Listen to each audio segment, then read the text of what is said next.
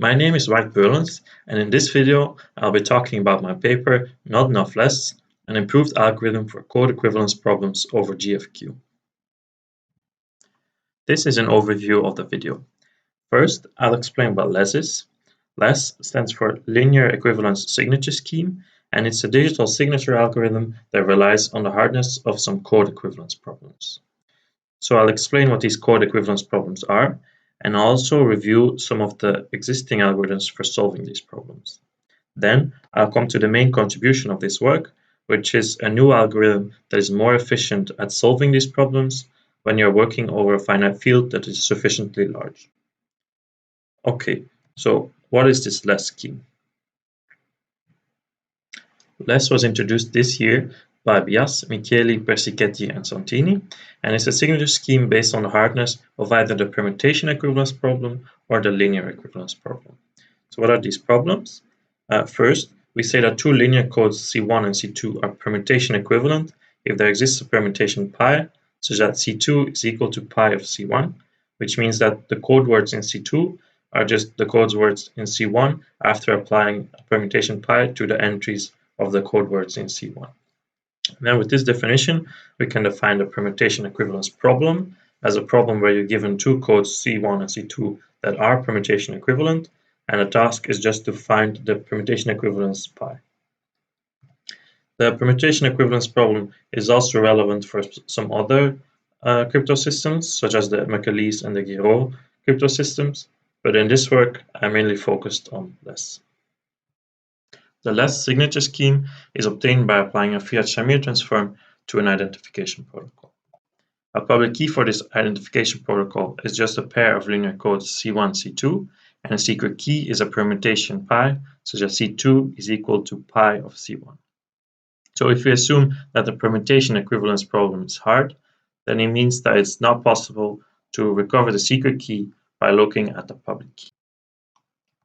There's a Sigma protocol that allows a prover to convince a verifier that he knows a solution to the permutation equivalence problem, and this Sigma protocol is very similar to the Sigma protocol for the graph isomorphism problem.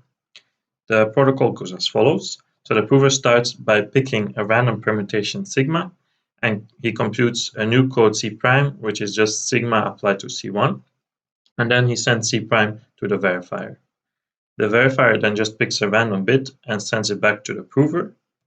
And now the prover, if the bit is equal to 0, responds with sigma, and otherwise here responds with sigma composed with the inverse of pi.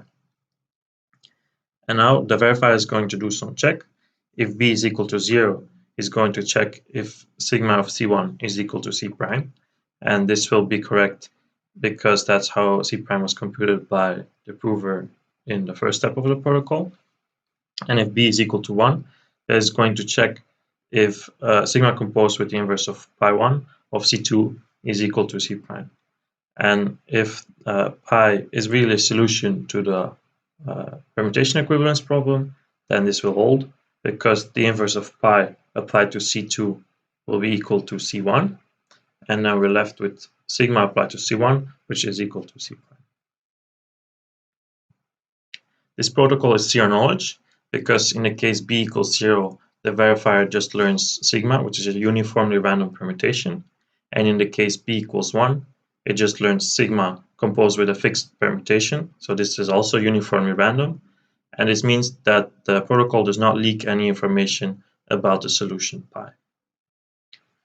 The protocol also has special soundness because if the prover knows a permutation that maps C1 to C prime, and it also knows a permutation that maps C2 to C prime, then by composing the first permutation with the inverse of the second permutation, he will get a solution to the permutation equivalence problem.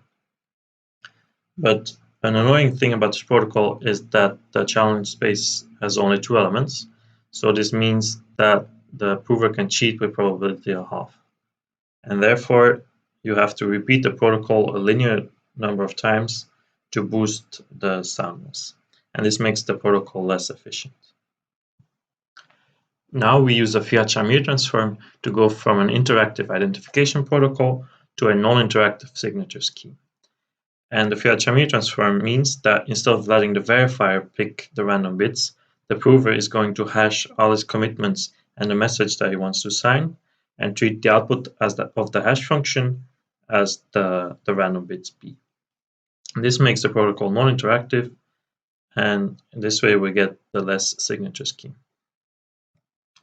So far we've only talked about the permutation equivalence problem, but there's also a version of less that's based on the linear equivalence problem. So what is this linear equivalence? We say that two codes C1 and C2 are linearly equivalent, or also called monomially equivalent, if there is a linear isometry mu, such that C2 is equal to mu of C1. And the linear isometry is just a linear function that preserves the Hamming weight. You can think of a linear isometry as very similar to a permutation, except that it's also allowed to multiply the entries by non-zero values. And the matrix for linear isometry will just be a square matrix that has exactly one non-zero element in each row and exactly one non-zero element in each column. The linear equivalence problem is then the problem where you're given two linearly equivalent codes and you have to find a linear isometry that maps one to the other. The permutation equivalence problem and the linear equivalence problem are really very similar, and in particular it's very easy to adapt the identification protocol that we had from the permutation equivalence problem and adapt it into a protocol that relies on the linear equivalence problem. All we have to do is just replace all the permutations by linear isometries and everything still works. So that's how they got less based on linear equivalence. The designers of LESS have proposed three parameter sets for their signature scheme. The first two are for the linear equivalence problem, and the last one is for the permutation equivalence problem. And as you can see in the table, this results in a signature size between 3.8 kilobyte and 9.5 kilobyte, and a public key size of either half a kilobyte or 1 kilobyte. And this is very small compared to some other code-based signatures, so LESS is a really promising candidate. The designers of LESS were aiming at 128 bits of security with these parameter sets, but of course the question is whether the code equivalence problems are really as hard as they thought they were. And in particular, the goal of my work was to try to come up with some better algorithms to solve the code equivalence problems and try to break some of these parameter sets. And this turned out to be possible. In the next part of the video, I'm going to talk about the existing algorithms for solving code equivalence problems. The first algorithm that we're going to look at is called Leon's algorithm. And the idea behind this algorithm is that we're going to look at the set of minimal weight code words in our two codes to try to figure out what the equivalence is. So the algorithm has two steps. The first step is to compute the set of minimal weight code words in C1 and C2. And in the second step, we're going to look at those sets and try to figure out what the permutation is or what the linear isometry is. I'm not going to give a formal description of the algorithm, but we're just going to go through a little example to give you a feel of what the algorithm does. So suppose we computed the minimal code words in C1 and in C2. Then you can see that on the first position of the code words in C1, all the entries are 1. And this is also the case for all the entries in position 10 of the code words in C2. And these are the only columns that have this property. So this means that our isometry sends the first position to the 10th position. And then if you look a bit further, you can see that in position 5 of C1, there are exactly 2 non-zero entries, and all the others have 1 or 0 non-zero entries. And the same is true in the code words in C2, where in the last position there's 2 non-zero entries, and in all the other ones there's 1 or 0.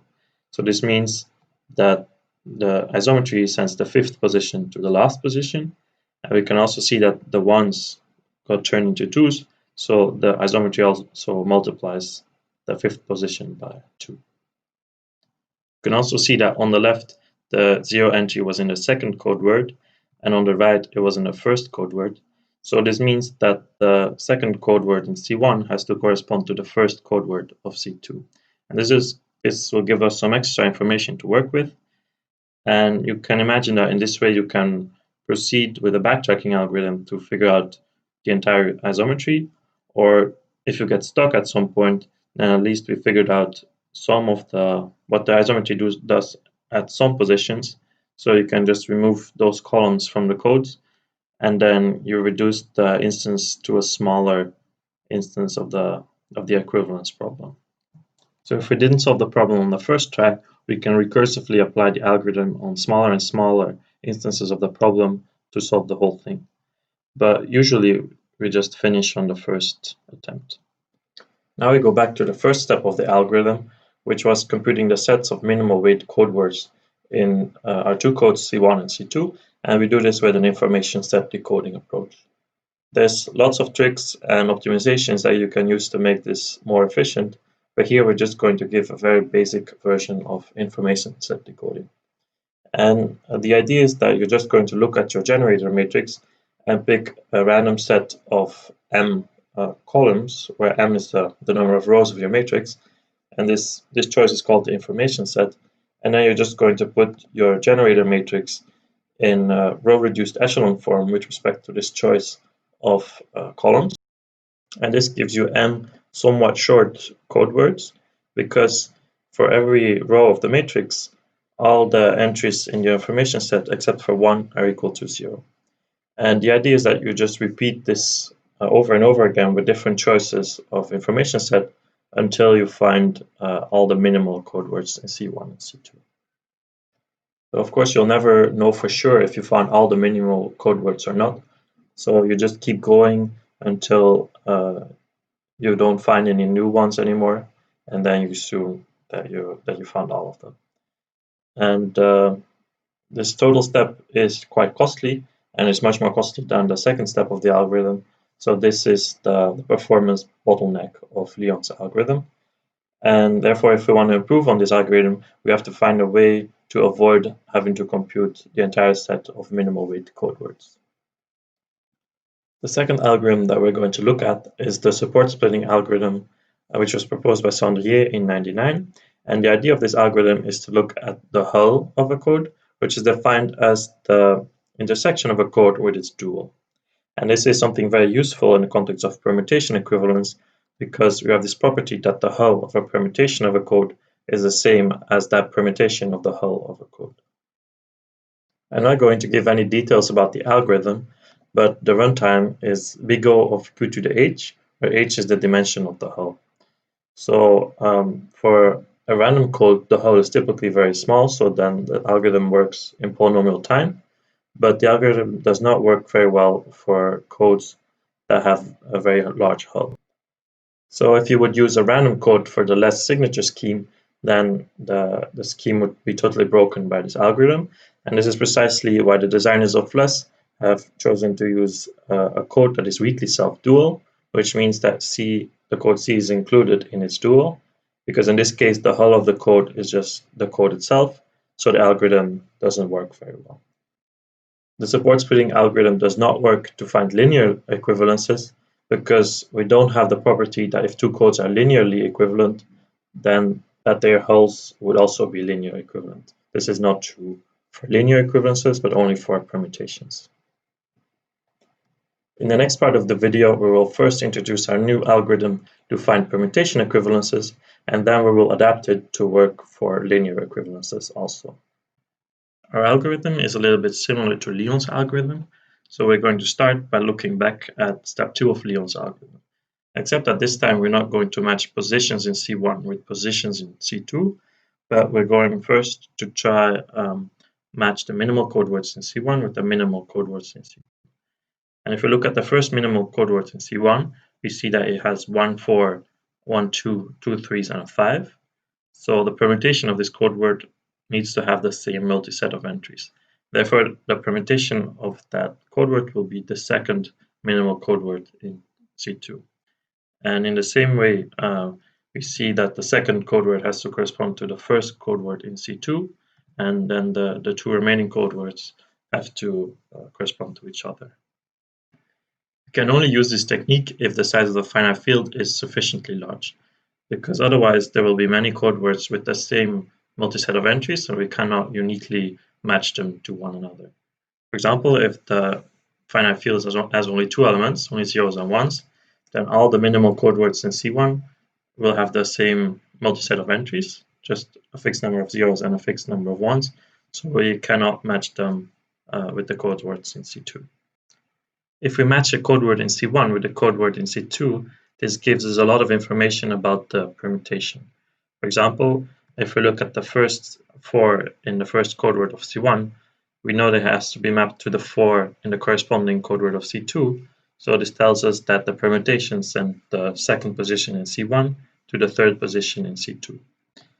And we can do the same thing for all the other unique entries, and so this gives us a lot of information about the permutation. With the new algorithm, we can improve on the complexity of Leon's algorithm because the complexity of Leon's algorithm was dominated by the cost of computing the minimal code words in C1 and the minimal code words in C2. But with the new algorithm, we don't have to compute all the minimal code words anymore, because as soon as we have one minimal code word in C1 and a corresponding minimal code word in C2, we can already derive some information about the permutation. If the number of minimal code words in C1 and C2 is equal to x, then it suffices to compute on the order of square root of x minimal code words in C1 and square root of x minimal code words in C2 before we find a collision. So this means that we get a square root of x improvement over Leon's algorithm. But in fact, we can do even better by no longer computing minimal code words, but just code words of small Hamming weight. Let WD be the number of code words in our code C1 and C2 with Hamming weight D, and let S of D be the number of multisets of non-zero field elements of size D. And then our algorithm goes like this. We fix Hamming weight D such that S of D is much larger than W of D, because if this is the case, then most of the weight D code words will have a unique multiset of entries. Then our algorithm will just sample the order of square root of WD code words from both C1 and C2, and then we expect to find some collisions, which are code words in C1 and C2 that have the same multiset of entries. And if we find such collisions, then we will just assume that the y is equal to the permutation of x. And once we gathered a number of those collisions, then we will have enough information to recover our entire permutation. It turns out that our algorithm is the most efficient if we take our parameter d as large as possible, subject to the condition that S of d is larger than W of d, just because sampling code words with a higher weight is easier than sampling code words with a smaller weight. This slide shows a graph that compares the complexity of our algorithm with the complexity of Leon's algorithm. And this graph is for a fixed code size. So it's a code of length 250 and with a dimension of 104. And then for various values of the field size, the graph shows how hard it is to solve the permutation equivalence problem. And as you can see, the larger the field size, the bigger the gap between our algorithm and Leon's algorithm. Our algorithm is more efficient than Leon's algorithm if it works, but you can see that for very small field sizes, our algorithm just does not work. And this is because for very small field sizes, we do not expect the set of entries of the minimal code words to be unique, so we cannot match the minimal code words in C1 with the minimal code words in C2. The algorithm works very well for the last 3 parameter set, because with my laptop, you can recover the secret key from the public key in only 2 seconds. So this parameter set is completely insecure. So what about the linear equivalence problem? At first sight, it doesn't seem possible to use the same approach to solve the linear equivalence problem, because it's much harder to match the code words in C1 with the code words in C2. And this is because as long as 2 code words have the same Hamming weight, there will always be a linear isometry that maps one to the other. This is very different from the permutation setting, because permutations do preserve extra information beyond the Hamming weight, namely they preserve the set of entries. But linear isometries don't preserve anything about the code words except for the Hamming weight, so by just looking at code words in C1 and C2, it's not possible to decide whether they could correspond to each other or not. To solve this problem, we're going to look at low-weight two-spaces instead of low-weight code words. And when I say two-space, I just mean a two-dimensional subspace of the code. And the weight of a two-space is just the size of the support of that space. And this is going to solve our problem because if I give you a low-weight two-space in C1 and a low-weight two-space in C2, it's really easy to decide whether one could be the image of the other under a linear isometry or not. So how do we do this? How do we decide, given a two-space U and a two-space V, if they could correspond to each other or not? Well, we're going to use some kind of normal form that labels the orbits of two spaces under the linear isometries. So that means our normal form is a function n, such that for two spaces V and U, we have that n of V is equal to n of U if and only if V and U are in the same orbit, or in other words, if there exists a linear isometry mu such that V is equal to mu of U. Given such a normal form, our problem is really easy because you just compute the normal form of our two spaces, and if they're the same, then they could correspond to each other, and if they're different, then they cannot. There's probably many normal forms that you could come up with, but the one we used in the paper we called lex, and we defined lex of U as the lexicographically first basis of any two space in the orbit of U. So it's clear that this uniquely labels the orbits under linear isometries. So I'm not going to give any details, but it's also possible to compute this normal form efficiently. And here's an example of what it could look like. So we have a two-space V that's spanned by these two code words, and then lex of V looks like this. So the first basis vector always has a number of zeros and then followed by a number of ones. And you can enforce this by just multiplying the columns by non-zero values, which is a linear isometry. And then you just rearrange the columns so that the zeros go first and the ones come later. And this is a permutation, so this is also a linear isometry. And then you just sort the columns so that the bottom code word comes first lexicographically. So now that we have our normal form, we can describe the algorithm, and it's very similar to the algorithm for permutation equivalences. And again, we're going to pick our parameter d, such that s of d is much larger than w of d, where s is the number of orbits and w is the number of two spaces in our code C1 and C2. And we choose our d such that sd is much larger than w of d, because if this is the case, then most of the weight d two spaces in C1 and C2 will have a unique normal form. And if this is the case, then if we have a two space in C1 and a two space in C2 with the same normal form, then we can be reasonably sure that one has to be mu of the other one, where mu is the linear isometry that we're looking for. So the first step of the algorithm is to compute roughly square root of WD weight D two spaces in C1 and C2. And we can do this with the Lee-Brickell algorithm, very similar to the permutation equivalence case. And then for each of these two spaces, we compute their normal forms. And then the second step is we expect to find some collisions, so some two spaces U in C1 and V in C2 with the same normal form.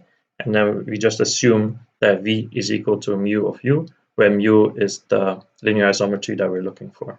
And once we have a number of those pairs, then this gives us enough information about mu, so we can just recover mu. Here's a graph that compares the complexity of our new algorithm with the complexity of Leon's algorithm. And again, this is a graph for a fixed code length of 250 and a fixed dimension of 125. And the graph shows the hardness of the linear equivalence problem as a function of the field size key. For small field sizes, Leon's algorithm can be much more efficient than our algorithm. And this is because the business with the two spaces is just much less efficient than just working with code words directly. But as soon as a field size is large enough, then the new algorithm will outperform Leon's algorithm. This is the case for the less1 parameter set that had a field size of 53, but not for the less2 parameter set that had a much smaller field size of q equals 7. In practice, the algorithm is still very good, because it takes only 25 seconds to recover a less1 secret key from a less1 public key. So this offers no security whatsoever. Here are some new parameter sets for the permutation equivalence problem and the linear equivalence problem, targeting 128 bits of security. And if one was to use these parameter sets instead of the one proposed by the less authors, then this would result in an increase in signature size of almost a factor 3 and an increase in public key size by almost a factor 22. This is a pretty serious hit in efficiency, but if you compare to the existing code-based signature schemes, then you see that less is no longer clearly the best in terms of efficiency, but it still compares reasonably well. So now we move to the conclusion of the video. We give new algorithms for the permutation equivalence problem and the linear equivalence problem, and our new algorithms are well suited for codes over sufficiently large finite fields, because then our algorithms will outperform Leon's algorithm. And our algorithm for the permutation equivalence problem also does not care about the hull of the code. So if you want to solve a permutation equivalence problem for a self-dual code, for example, then the new algorithm will be much better than the support splitting algorithm. The new algorithms can break 2 out of the 3 parameter sets proposed by the less designers in just a couple of seconds. So these parameter sets are totally not secure. But we also propose some new parameter sets that do resist our attacks. And with these parameter sets, less becomes much less efficient. But if you compare it to the existing code-based signature schemes, then they still compare reasonably well. Then I'll end the video with some open problems. The first one is whether we can improve the cryptanalysis of code equivalence problems. It seems like this topic has not had a lot of attention yet, so it's probably possible to improve things. And secondly, what can we do with these code equivalence problems? Okay, we can build signatures, but we can probably make more efficient signatures, and maybe we can also build other things. So this could be an interesting research topic. I hope you liked the video, and thank you for watching.